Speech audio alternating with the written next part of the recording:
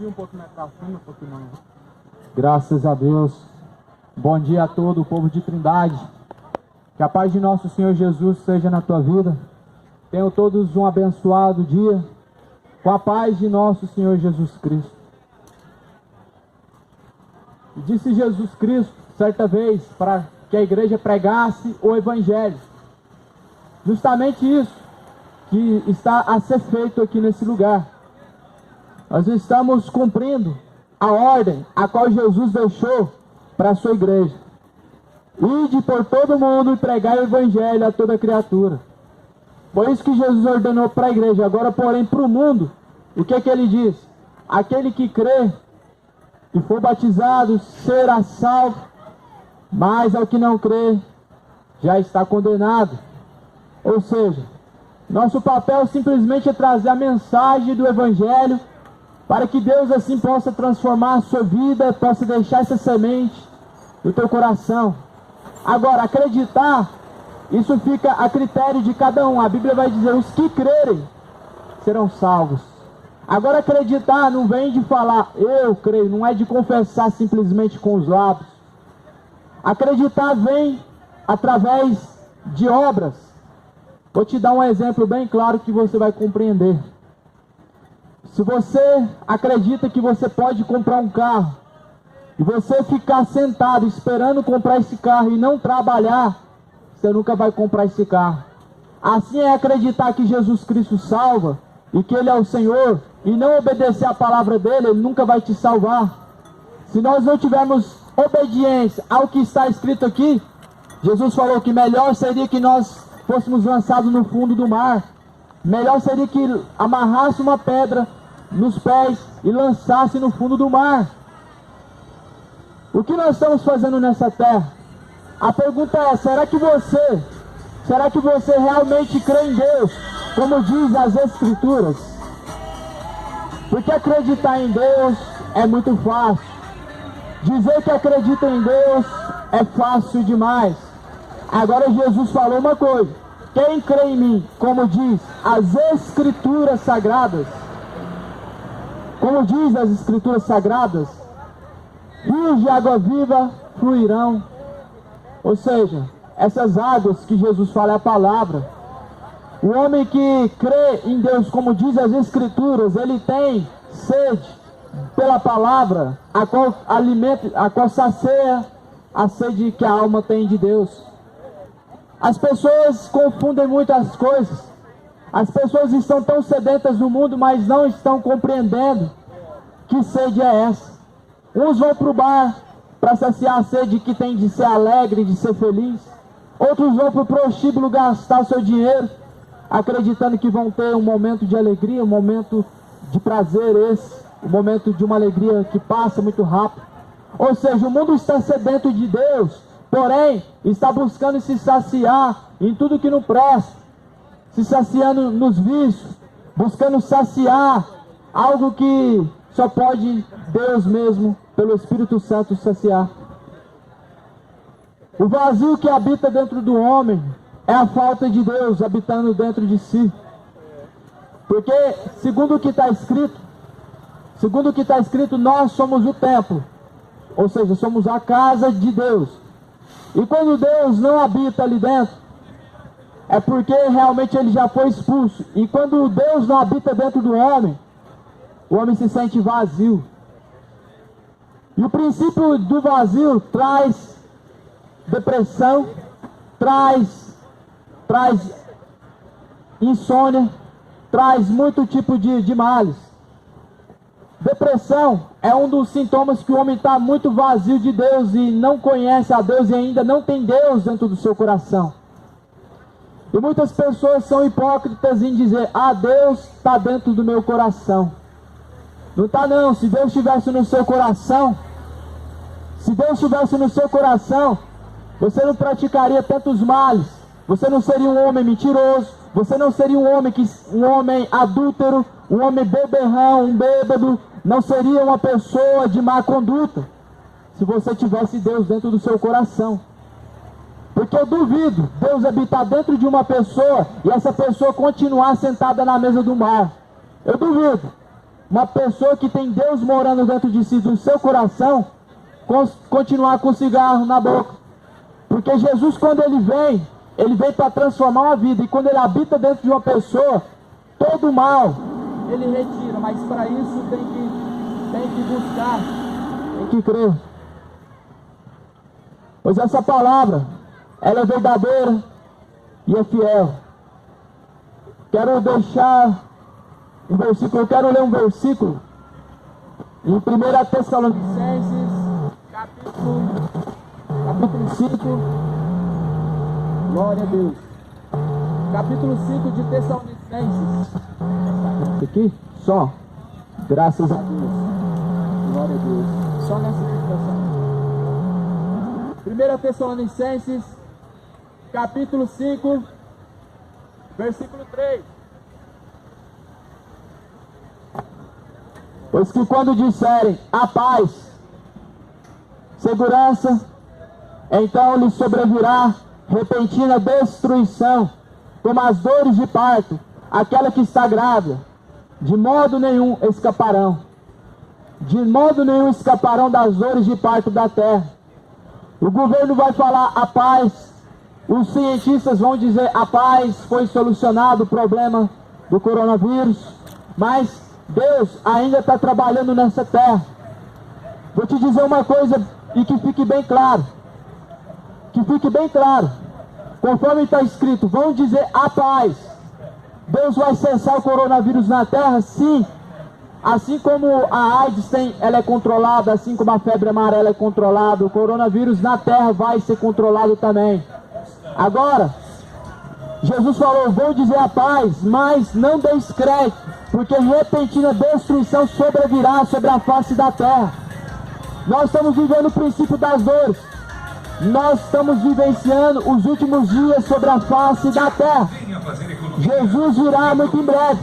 A palavra de Deus está se cumprindo, Trindade. Trindade, se arrependa.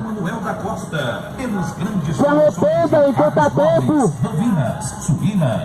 Deixa de confiar nos seus ídolos que nada podem fazer por vocês. Os santos, os famosos santos, não podem fazer nada por vocês.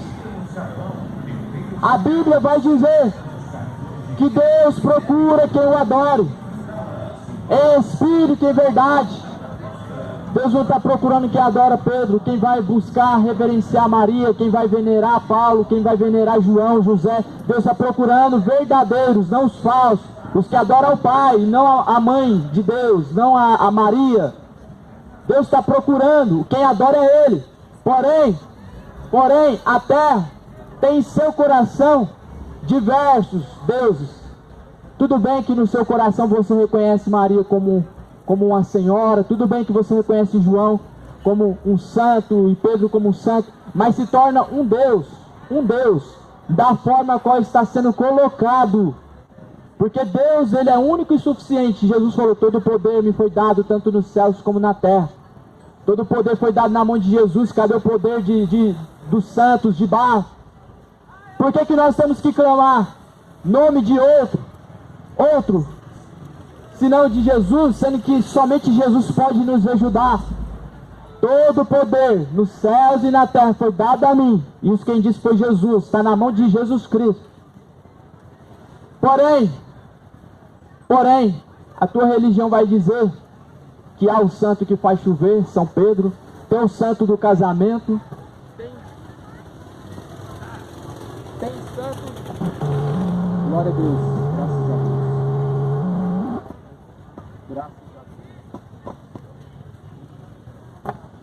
Existe santo para tudo que é milagre.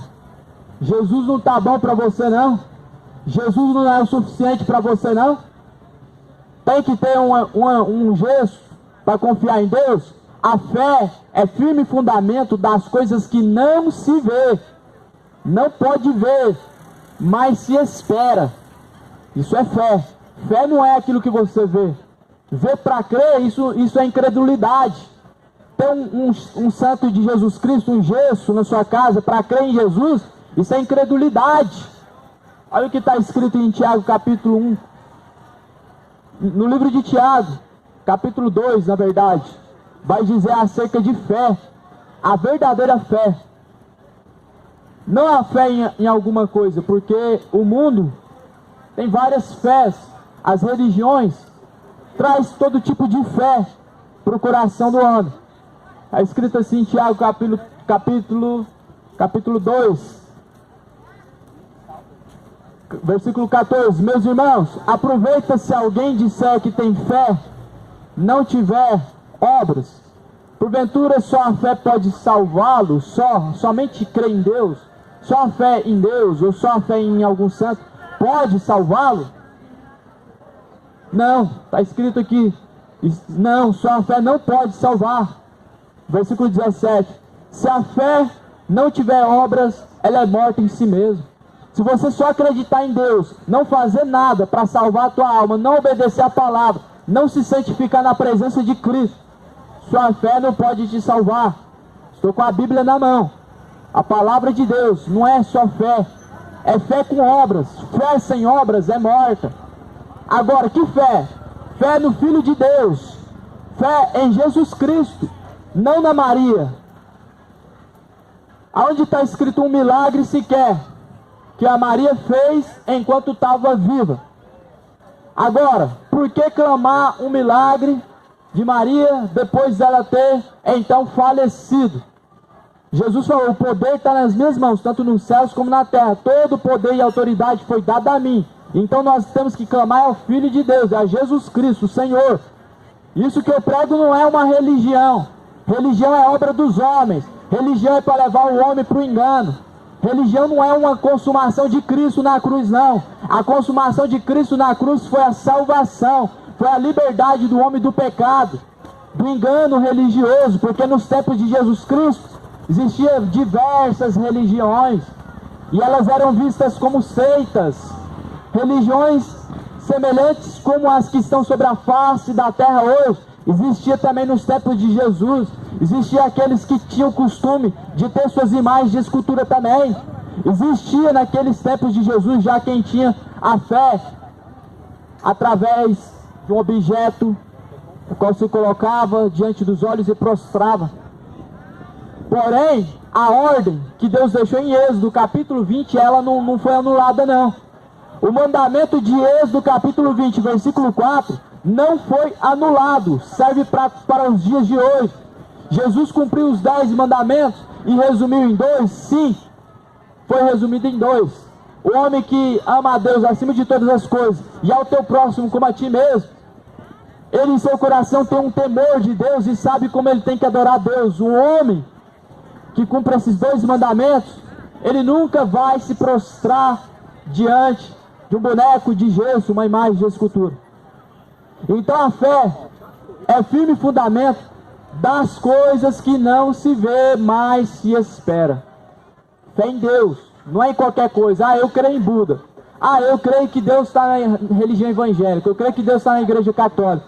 Ah, eu creio nisso. Não é uma fé qualquer, a fé em Deus. Fé em obedecer a palavra de Deus. Como eu falei no princípio. A verdadeira fé não vem somente de crer dos lábios, mas quando se obedece. Vou te mostrar aqui no livro de João 14, mas antes eu quero ler o versículo 19. Tu crês que há um só Deus e que há um só Deus? Tu crês que há um só Deus? É uma pergunta. Fazes bem. Também os demônios o creem e se estremecem. Tiago capítulo 2, versículo 19. Ou seja, só acreditar não serve para nada. Só crer em Deus não serve para nada. Tu tem que crer e praticar a palavra do Pai, a palavra de Deus. Porque crer, até os demônios crêem, se estremecem. Ou seja, eles têm temor, eles ficam trêmulos perante a fé que eles têm em Deus. Porém, a fé que os demônios têm em Deus não salva eles. Está escrito aqui, até os demônios o creem. Porém, já estão sentenciados ao inferno. Jesus falou: aquele que crê e confessar será salvo. Os que crerem e confessar serão salvos. Ou seja, eu tenho que crer, que é obedecer a palavra, não obedecer à religião tal, não obedecer a tal igreja, não, obedecer à palavra. A religião não está acima da palavra, a tradição não está acima da palavra. Nós não aprendemos tradições, nós aprendemos o ensinamento de Jesus.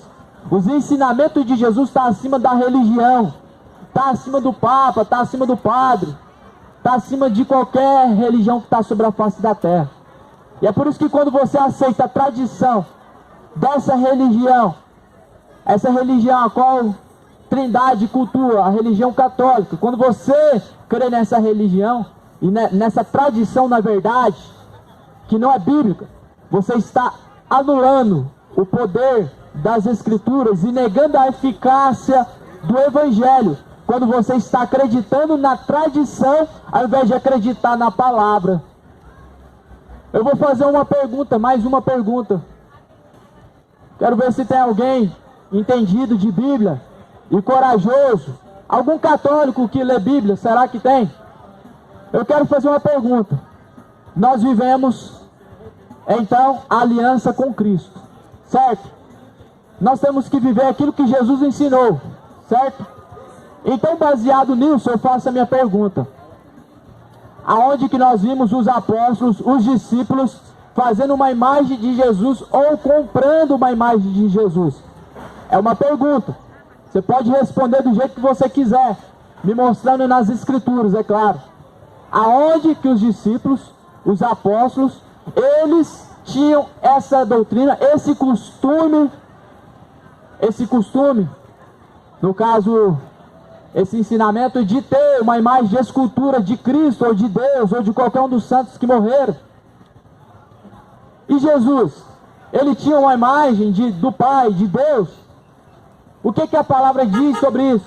A fé é o firme fundamento das coisas que não se vê, mas se espera.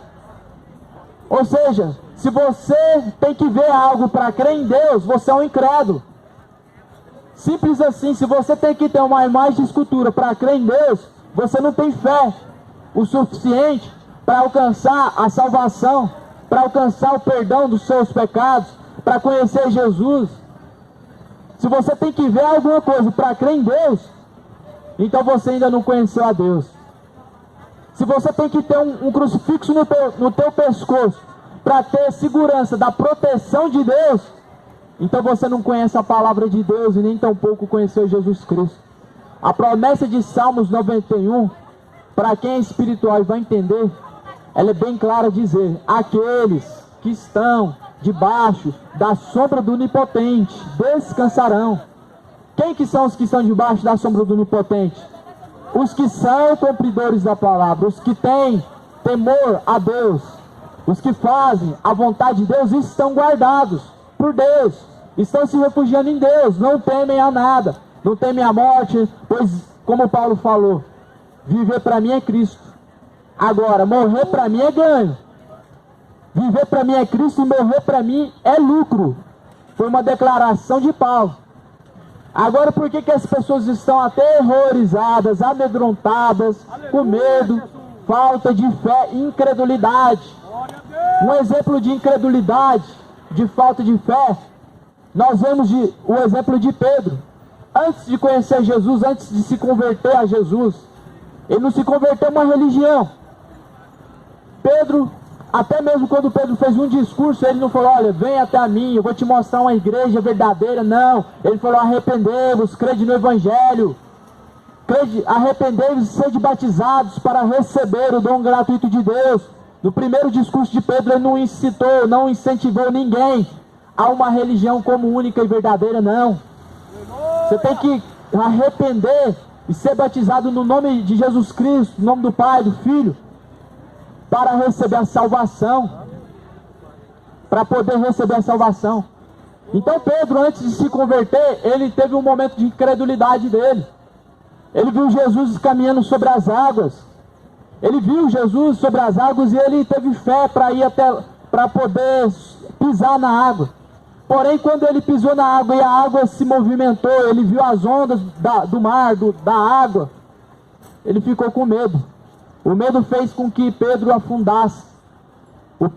Pedro, aquele que negou a Jesus Cristo, Ele afundou nas águas por falta de fé e incredulidade. O medo, ele faz o homem ter incredulidade. O medo faz o homem não confiar em Deus. Se você confia em Deus, morrer para você é lucro.